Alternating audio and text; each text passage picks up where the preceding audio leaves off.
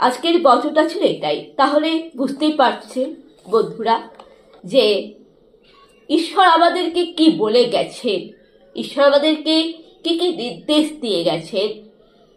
ঈশ্বর আমাদেরকে বলেছেন যে লোক দেখানো প্রার্থনা করবেন না। মানে তুমি একজনকে দেখছো যে সে প্রার্থনা করছে এবং সে হয়তো টুরি বাজিয়ে প্রার্থনা করছে, ঢাক ঢোল বাজিয়ে আওয়াজ করে, এবার তুমি যদি তাকে দেখে সেইভাবে প্রার্থনা করো তাহলে তুমি তো ঈশ্বরের নির্দেশ পালন করছো না, মানে ঈশ্বরের কথা মতো তুমি প্রার্থনা করছো না। তুমি জাগতিক সংসারের মোহমায় জড়িয়ে সেই লোককে দেখে প্রার্থনা করছো, অর্থাৎ তুমি সেই মানুষের কথা শুনে প্রার্থনা করছো।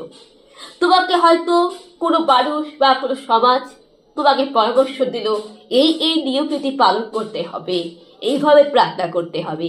এবার তুমি যদি ঠিক সেইভাবে প্রার্থনা করো তাহলে তুমি তো লোককে প্রাধান্য দিচ্ছ, তুমি লোককেই তুমি ইম্পর্টেন্ট দিচ্ছ, লোকের কথা শুনে তুমি প্রার্থনা করছো, তুমি ঈশ্বরের কথা শুনে প্রার্থনা করছো না। প্রার্থনা হচ্ছে সেটাই যেটা তোমার অন্তর যেটা চায়, তোমার মনের মধ্যে আত্মা যেটা চায়, তোমার মন যেটা চায়, তুমি সেইভাবে ভক্তি মনে অন্তরকে শুদ্ধ রেখে মন থেকে প্রার্থনা করবে গোপনে, যেটা লোক সমাজ জানতে পারবে না, ঈশ্বর দেখবে। তুমি ঈশ্বরের কথা শুনে প্রার্থনা করবে এবং প্রার্থনা যখন করবে অবশ্যই ঈশ্বরকে ধন্যবাদ দেবে, অবশ্যই ঈশ্বরকে প্রশংসা করবে। মনে রাখবে ঈশ্বর যা করেন ভালোর জন্যই করে, মঙ্গলের জন্য করে। কখনো ঈশ্বরকে দোষারোপ করবে না, কখনকে ঈশ্বর নিন্দা করবে না, ঈশ্বরের নামে কোনো নিন্দা করবে না। এবং প্রার্থনা করার সময় যেরকম এখানে লেখা আছে যে আমাদের প্রয়োজনীয় অন্ন খাদ্য আমাদের দাও, অর্থাৎ যখন আমরা ভোজন করব, মানে দুপুরের লাঞ্চ আর রাতের ডিনার যখন করব, সেই লাঞ্চের আগে প্রার্থনা করবে, লাঞ্চের পরে প্রার্থনা করবে, রাতে ডিনারের আগে প্রার্থনা করবে, ডিনারের পরে প্রার্থনা করবে, ভোজনে প্রার্থনা করবে। তার কারণ ভোজন হচ্ছে ঈশ্বরের দান, ভোজন হচ্ছে ঈশ্বরের দান। তখন তুমি প্রার্থনা করে ভোজন করবে, সেই ভোজনটা হচ্ছে প্রভু যীশুখ্রিস্টের নামে পবিত্র হয়ে গেছে, একটা প্রভুভোজ প্রসাদে পরিপূর্ণ হয়েছে। সেটা রুটি হোক অথবা ব্রেকফাস্টে মুড়ি গুড় হোক, কোনো সবজি হোক, খিচুড়ি হোক, যেটাই হোক না কেন তুমি প্রার্থনা করবে এবং সে মুড়ি বিস্কুট খিচুড়ি রুটি সবজি সেটা ঈশ্বরের প্রভু যিশুর নামে পবিত্র হয়ে গেছে, শুদ্ধ হয়ে গেছে। এবং যখন প্রার্থনা করে খাবে মনে করবে যে তুমি প্রসাদ গ্রহণ করছো এবং প্রভু যিশু তোমার হৃদয়ে রয়েছে। এটা হচ্ছে ভোজনের প্রার্থনা। তার কারণ এখানে জনলিখিত সুসমাচার 6 অধ্যায় বলা রয়েছে, জনলিখিত সুসমাচার, জনলিখিত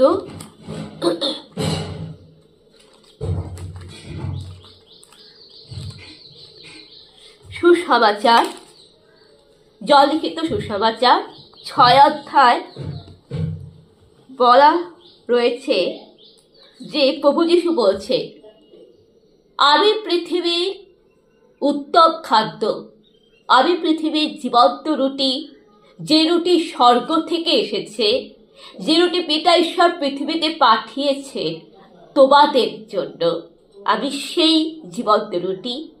যে আমার কাছে আসে, যে আমার তাকে স্মরণ করে, তার কখনো খিদা পাবে না। যে আমায় বিশ্বাস করে তার কখনোই তৃষ্ণার্ত হবে না। তাই এটা বলতে হবে, এই বচনটা বলতে হবে যখন তুমি ভোজনে বসবে। এটা হচ্ছে ভোজনের জন্য, এক একটা বাইবেলের বচন, এটা হচ্ছে ভোজনের জন্য বাইবেলের বাণী। এই বাণীটা বলবে এবং এই বাণীটা বললে তোমাকে অবশ্যই কৃষকদের জন্য প্রার্থনা করতে হবে।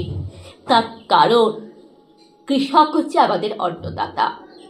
কেননা যখন যীশু খ্রিস্ট যখন জীবন্ত রুটি তখন সেই যীশুখ্রিস্ট কিন্তু কৃষকদের মধ্যেই থাকে, এবং কৃষকই হচ্ছে আমাদের দেশের কিষাণরাই হচ্ছে প্রভু যীশুখ্রিস্ট। কারণ প্রভু যীশুখ্রিস্ট হচ্ছে ব্রেড অফ লাইফ, জীবন্ত রুটি, ব্রেড অফ আর্থ, পৃথিবীর খাদ্য, পৃথিবীর রুটি। আর কৃষকরা হচ্ছে যারা রোদে তাপে কষ্ট করে আমাদের জন্য খাদ্য জোগান দেয়, আমাদের জন্য খাদ্য উৎপাদন করে। তো সেই কৃষকই হচ্ছে প্রভু জিজাস খ্রিস্ট। জিজাস খ্রিস্ট কোথায়? জিজাস খ্রিস্ট কে? জিজাস খ্রিস্ট তারাই যারা কৃষক, যারা আরবি। তোমার ঘরে তোমার মা বাবা রয়েছে, তোমার ছেলে মেয়ে রয়েছে, তোমার সন্তান রয়েছে, তারাই তো জিজাস খ্রিস্ট। জিজাস খ্রিস্ট তো তোমার মনের মধ্যে রয়েছে, তোমার হৃদয়ের মধ্যে রয়েছে, এটা মাথায় রাখবেন। আর মাদার টেরেসা বলেছিলেন, তুমি যদি দৃশ্যমান ঈশ্বরকে, তুমি যদি মানুষকে ভালো নাই বাঁচতে পারো, তা তুমি অদৃশ্য ঈশ্বরকে কি করে জানবে? ঈশ্বরকে আমরা তো চোখে দেখিনি, কিন্তু আমরা তো আমাদের মা বাবাকে চোখে দেখেছি, প্রকৃতিকে চোখে দেখেছি, আমরা কৃষকদেরকে চোখে দেখেছি, আবার নিজেকে দেখেছি, যে সন্তানকে দেখেছি, গরিব দুঃখী মানুষদেরকে দেখেছি। তাই মাদার টেরেসা বলেছে যে দৃশ্যমান ঈশ্বরকে, জীবকে ভালোবাসো। জীবে প্রেম করে যে জন, সে জন সেবিছে ঈশ্বর, এটা মাথায় রাখবে। স্বামী বিবেকানন্দের বাণীকে শ্রদ্ধা করবেন, রেসপেক্ট করবেন। কারণ স্বামী বিবেকানন্দ বলেছিলেন, জীবে প্রেম করে যে জন, সে জন সেবিছে ঈশ্বর। তাই মাদার টেরেসা বলেছিলেন যে দৃশ্যমান ঈশ্বর মানে মানবকে ভালোবাসতে হবে, গরিব দুঃখীদেরকে ভালোবাসতে হবে, শিশুদেরকে ভালোবাসতে হবে, তবেই তো তুমি ঈশ্বরকে জানতে পারবে।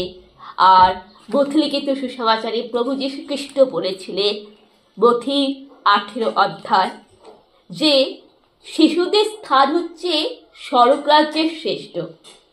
যে ব্যক্তি শিশুদেরকে গ্রহণ করে, শিশুদেরকে ভালোবাসে, সে আমাকে অর্থাৎ প্রভু যিশুকে ভালোবাসে। আর যে ব্যক্তি শিশুদেরকে তাচ্ছিল্য করে, অবহেলা করে, শিশুদেরকে ভালোবাসে না, ঘৃণা করে, সে ব্যক্তি ঈশ্বরকে অপমান করে, সে ব্যক্তি যিশুকে গ্রহণ করে না, যিশুকে ভালোবাসে না। আজকাল কত রকমের কেস ঘটতেছে, শিশু নির্যাতন, শিশু অত্যাচার। এ তো কদিন আগে জয়নগর কুলতলিতে 9 বছরের একটা ছোট্ট মেয়েকে রেপ করে খুন করলো, ছোট্ট উমার ঘটনার কেস। আর কত যে উমা বলি হচ্ছে, শিশুদেরকে অপমান করা হচ্ছে, শিশুদেরকে হত্যা করা হচ্ছে। তারাই কিন্তু জিজাস খ্রিস্টকে অপমান করছে, তারাই কিন্তু জিজাস খ্রিস্টকে ক্রুশে দিচ্ছে এবং ঈশ্বরের অপমান করছে। আর তাই আমাদেরকে ঈশ্বরের বাণী পালন করতে হবে। মানে এই যে কথাগুলো যে বললাম, বাইবেলের বচন, এটা আমাদেরকে পালন করতে হবে। আর বাইবেল পড়ার নিয়ম হচ্ছে, বাইবেল শুধু পাঠ করলেই হবে না, বাইবেল পাঠ যখন করবে, মানে যখন আপনি কোনো বাইবেল পাঠ করছেন, আপনি মুখ দিয়ে যা যা বাণী পড়ছে সেটা আপনার কানে ঢুকতে হবে। মানে আপনার বাইবেল পাঠ